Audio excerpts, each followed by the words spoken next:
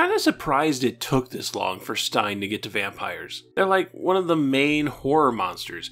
Babies know who Dracula is. But then again, vampires also tend to have things like personalities and motivations and intelligence and awareness. And that's like a lot of work and stuff. Our protagonist this time around is our narrator Freddy and his best friend Kara. And in any other Goosebumps book, these two would be the obnoxious bully characters. The two of them are a couple of self-proclaimed badasses. They love getting into fights. They love unpleasant things. We've been friends ever since I beat her up in 4th grade. She tells everyone she beat me up in 4th grade. No way. Want to know how tough we are?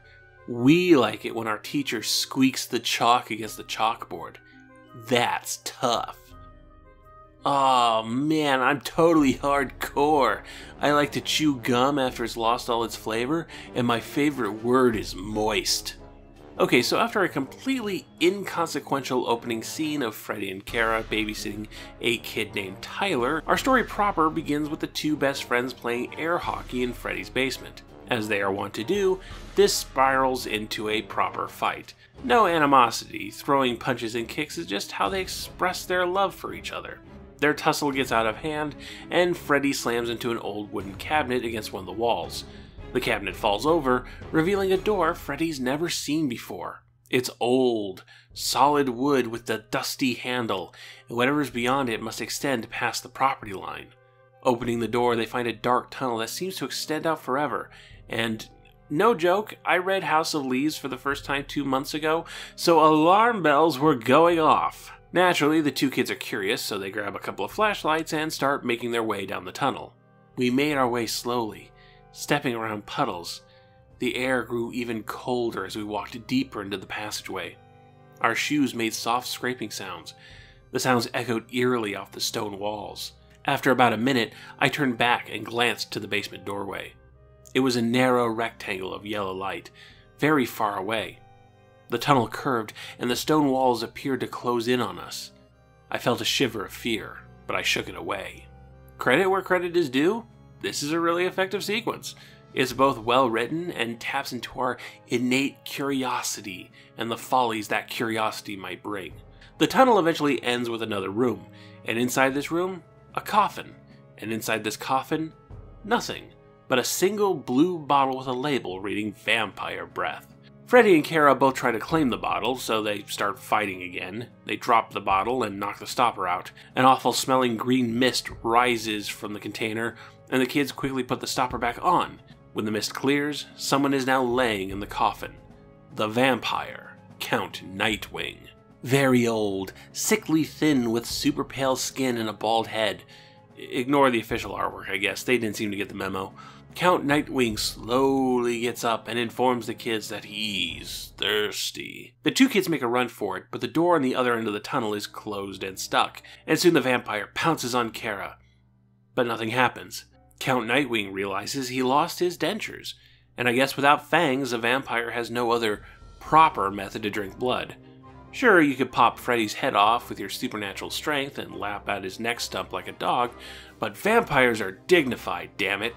Now, with his reveal that the vampire doesn't have his fangs, I expected one of two things to happen.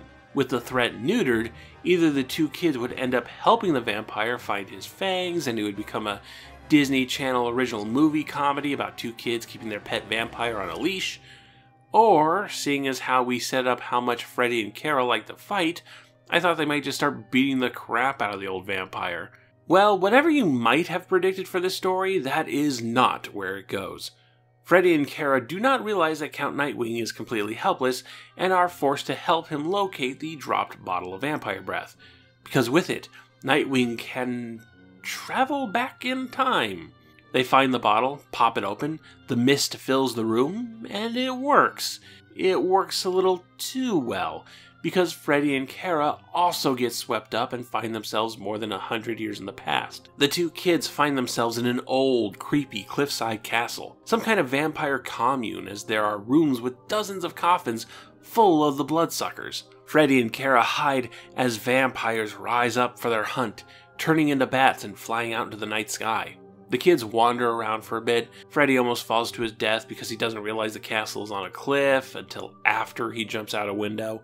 But he's saved by Count Nightwing, who's flabbergasted to find the kids here. He certainly didn't mean for it to happen. He still hasn't found his fangs, and to jostle his memory, he's now looking for another bottle of vampire breath. Just what is this stuff anyway?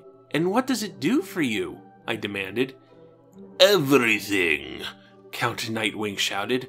Vampire breath does everything for a vampire. It allows us to travel in time. It can make us invisible and reappear again. It keeps our skin smooth and clear. It gives us energy. It helps us sleep. It keeps our bones from drying to powder. It freshens our breath. Hi, Billy Mays here for Vampire Breath. It's tough enough for the worst grease stains, but gentle enough for fine linens. Okay, but this raises more questions than it answers, doesn't it? I'm not a stickler for the classic vampire lore. You sparkle all you want, Twilight vampires. But you're introducing a substance that basically makes a vampire, something more important to them than blood. You're reinventing the wheel here, and I gots to know some backstory, especially after Nightwing reveals that this vampire clan is running low on the stuff. What is vampire breath? What is it made of? Where does it come from? Is someone supplying it to the vampires? Why are they running low? If there's such an intense shortage, isn't it irresponsible to make new vampires, as Nightwing threatens to do to the kids? What happens when the vampires run out? Do they die? Do they revert back to human? And how critical is time travel to vampires anyway? I'm not asking for a boring but detailed Brandon Sanderson magic system here. I never needed to know how the magic that brings Slappy to life worked. But when you're introducing a brand new element to a familiar horror monster that is A, critical to how they live, and B, the absence of which drives the plot, one would expect a tiny bit of world building. Just a smidge. So the race is on to find Count Nightwing's secret bottle of vampire breath. Nightwing needs it to restore his memory so he can find his fangs, and Freddy and Kara hope to use it to travel back to their own time. The kids find a young girl named Gwendolyn who says she's a prisoner, but surprise, R.L. Stine watched Interview with a Vampire recently and Gwendolyn is actually Kirsten Dunst. Finally, the kids and Nightwing end up in a room full of empty vampire breath bottles, and Nightwing realizes, oh, right, I hid my vampire breath in with the empties. Nobody would check there. Freddy finds the full bottle first and has to play keep away with the vampire. Monkey in the middle, I heard Kara call. She seemed far away, and at first her words didn't make any sense to me. Monkey in the middle, she called again. This time I understood. I sucked in a deep breath. It took all my strength to move my arm. Count Nightwing swiped at the bottle. His bony fingertips brushed against it. But I tossed the bottle high over his shoulder. Kara bobbled it, fumbled it into the air, and then grabbed it. The catch of the day, she cried. When we babysat for Tyler Brown, Kara and I played monkey in the middle all the time. That little shrimp could never take the ball away from us. We could keep him running back and forth for hours. Okay, Stine, so let me get this straight. The book opens with a scene of Freddy and Kara babysitting Tyler, and it doesn't set up anything, let alone this monkey in the middle move. And then we get to monkey in the middle, and we have to have it explained to us afterwards that this is something Freddy and Kara do when they babysit Tyler. You put monkey in the middle in the babysitting scene. It's called setup and payoff. It's basic storytelling. This isn't hard. R.L. Stine, it's not hard.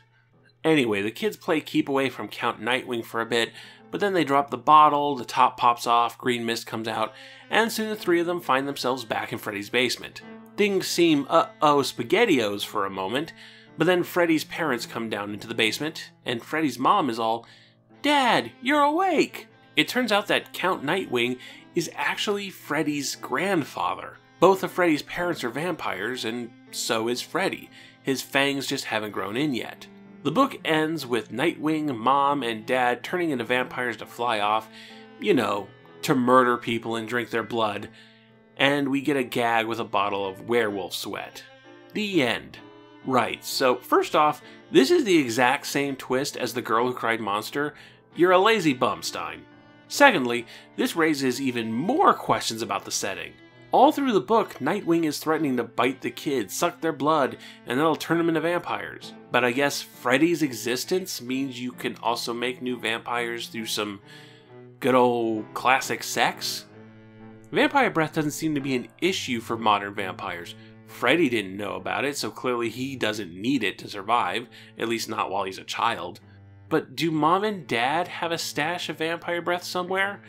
Or has vampire society somehow moved on from vampire breath? Oh yeah, Dad, we don't need vampire breath anymore. It turns out avocados do the exact same thing. Anyway, Vampire Breath, the book. Credit where credit is due, the first 40 pages are really good. The mysterious door discovered in a familiar place, the impossible tunnel that stretches on forever, the dark room containing nothing but a coffin. It's top 5 for the most atmospheric moments in the series. Easy. Count Nightwing is initially very threatening, and Freddy and Kara are, well, I wouldn't call them good Goosebumps protagonists, but they're different enough to be interesting. However, once the random time travel stuff happens, things get a lot less cohesive. There's very little variety in the scares, even less variety in the plot, and Stein does not have the descriptive chops to make this old vampire castle come to life. Plus, the titular vampire breath itself is a nonsense substance that drives the book dangerously close to, I don't know, I'm making it up as I go, throw some random shit in there, kids will buy it regardless, who cares, territory. It's not the worst Goosebumps book in the world, I suppose, but if it had maintained its early momentum into the back half, it would have been a classic. And wasted potential is just the worst. Well, for the rewrite, it's tempting to just go dump everything after Nightwing realizes he doesn't have his fangs and come up with a more interesting story, but I'm going to take the challenge and include the time travel, and by extension, really define what vampire breath is. In my version, vampire breath isn't some critical substance that all vampires need, but a very specific magical item that Count Nightwing is using for his own gains. This magical bottle can contain the soul of a vampire and keep it separate from the body, meaning that while you can stake a vampire and watch it turn to dust, as long as the bottle is intact, the vampire can always come back. It's a very Dungeons & Dragons Lich kind of thing. A soul isn't just an abstract thing, but something that contains a living history of the person. And with some additional magics, Count Nightwing is able to revert back to a point to his past, basically giving him infinite do-overs, which in turn allowed him to rise in power a few centuries ago. So the first 40 pages of the book play out mostly the same. Freddy and Kara roughhouse, they find the door, they find the vampire breath bottle, they open it up, Count Nightwing appears in his coffin and terrorizes the kids. This time, Nightwing does have his fangs and is a real physical threat. I think there's totally a fun story to be had with a defanged vampire, but that's not the tone we're going for in this moment. Freddy and Kara only survive this encounter because they possess the vampire breath and threaten to shatter it. Nightwing agrees to trade the bottle for their life, and he uses the vampire breath to go back to his body 200 years in the past. It seems Nightwing was defeated back then, but he can't remember how or by who. Must have been that blasted vampire hunter, Van Helsing. However, when Nightwing uses the vampire breath, Freddy and Kara go back in time as well. 200 years in this version, not 100. This story should probably take place before the invention of the light bulb. So, time travel, but not space travel. Instead of a cliffside castle, Freddy and Kara find themselves in the colonial-era version of their hometown. Here, a small village of defeated, scared people who lock their doors every night in case Captain Nightwing and his daughters decide to descend from their creepy mansion and terrorize the locals. This mansion, by the way, is standing on the spot where Freddy's house will eventually be. The kids find the vampire hunter Van Helsing in the town square, and right away we see that he's a bit of an 18th century edgelord. He too likes the sound of nails on a chalkboard. I don't know. It felt like the kids needed a mirror of their bully-esque behavior, kind of let them reflect on themselves. We'll workshop this. Hexing is going up to the mansion to take out Nightwing once and for all, and the kids realize they need to get to the vampire breath in order to return to their own time. So the three of them slip into the dreaded vampire's lair. And from here, stuff happens. The meat of the book could be a Resident Evil-style mansion crawl with strange encounters that I could come up with, but it's also 2 in the morning as I write this, and I just want to go to bed. Maybe it's a full-blown Castlevania Monster Fest. Maybe it's more subtle. When Scholastic pays me, I'll let you know. The important thing for this version of the story is that Count Nightwing has these 3 daughters that we hear about but don't see. Finally, it comes to a confrontation with Nightwing in the ballroom, with these massive windows covered in curtains. He calls upon his daughters to take care of this Weasley vampire hunter and 2 children. And Freddy is shocked to discover that one of the daughters is, whoa, his mom! Mom doesn't recognize Freddy because she hasn't had Freddy yet. There's a tussle. The kids delay Nightwing with Monkey in the middle, which is actually set up in this version, until Freddy pulls the curtains and reveals that they were delaying Nightwing until sunrise. The sun beams into the ballroom, and Nightwing is turned to ash, his daughters fleeing deeper into the mansion. Freddy takes the vampire breath in his hand, smoke fills the room, and Freddy and Kara find themselves back home in the basement, with Freddy's mom waiting for them. That's right, son, I'm a centuries-old vampire, but after my father Nightwing was vanquished, I realized, wow, I was being a real jerk, so I tore down the mansion, built our humble home on top of it, and hid Nightwing's vampire breath so that he may never rise again. You got whisked away because you're part of his lineage, so you're magically tied to his soul. And Kara got scooped up because you were holding her hand or something. Oh, and the humans invented sunscreen, which is why we can go out in the sun now. Our book ends with the promise that one day, Freddy's vampire traits will manifest, and then a scene of the bumbling idiot Van Hexing stumbling out of the bathroom, perplexed by the existence of flush toilets. Oops, it seems we brought him to the present by accident. As with all my rewrites, this could use a few more passes, a few more drafts to really tighten it up, but I think it gets rid of some of the needless bloat from the original book's concepts. It makes the titular vampire breath into a concise thing. It makes Nightwing more of a threat, and it does more with its time travel premise. Vampire Breath isn't a dire book, and the first third is actually pretty great.